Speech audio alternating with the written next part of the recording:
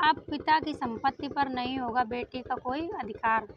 जानिए ऐसा क्यों है? अभी हाल ही में एक सुप्रीम कोर्ट में मामला चला है जो काफ़ी सुर्खियों में रहा। तो आइए हम आपको बताते हैं कि क्या था मामला ये। तो अब पिता की संपत्ति पर बेटी का कोई अधिकार नहीं होगा। दिल्ली हाई कोर्ट ने सुनाया एक बड़ा फैसला। तो ये क्या फैसला था, आइए हम आपको बताते हैं। हाल ही में दिल्ली हाई कोर्ट ने कहा कि मृत पिता की संपत्ति पर तलाकशुदा बेटी का कोई अधिकार नहीं है, क्योंकि वो भरण पोषण की हकदार नहीं है। कोर्ट ने इस कमेंट के साथ एक तलाकशुदा महिला की अपील को खारिज कर दिया।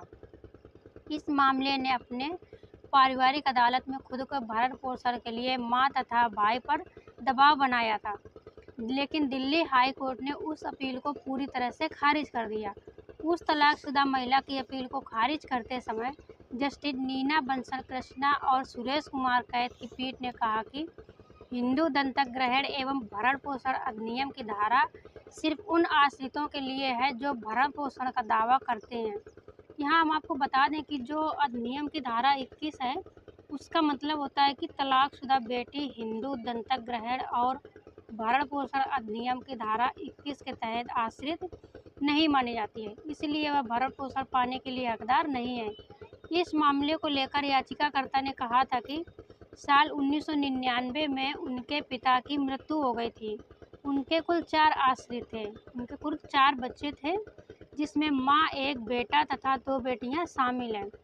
उस दौरान उन्होंने यह भी कहा कि उन्हें उत्तराधिकारी के रूप में कानूनी तौर पर कोई हिस्सा नहीं मिला। दलील के दौरान उसने कहा कि उसकी मां तथा भाई ने विश्वास दिलाया कि उन्हें 45,000 रुपये महीना हर महीने गुजारा भत्ता के लिए दिए जाएंगे, लेकिन उनकी संपत्ति में हिस्सा के लिए दबाव नहीं देना होगा। उस तलाकशुदा महिला ने दलील में आगे कहा कि उसके भाई और मां की तरफ से उन्हें नवंबर 2014 तक भरण पोषण के लिए पैसे दिए गए।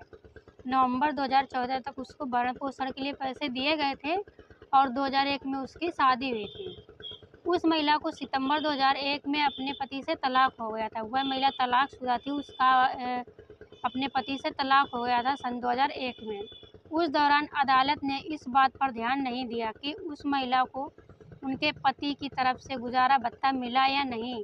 जब दलील खत्म हुई, उसके बाद कोर्ट ने कहा कि परिस्थिति कितनी भी खराब क्यों न हो जाए, हामा के अंतर्गत वो अधिनियम में परिभाषित आश्रित नहीं। यहाँ हम आपको हामा का मतलब बता दें। हामा का मतलब होता है कानूनी तराजू, जिसका मतलब होता है कि न्याय बराबर होना चाहिए, बराबर लेवल पे होना चाहिए।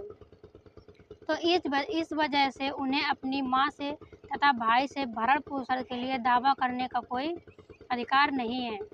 तो अगर आप भी तलाकशुदा हैं और आप भी आपके पति आपका खर्चा नहीं दे रहे हैं और आप भी इसी तरह से परेशान हैं, तो ये वीडियो आपके लिए है।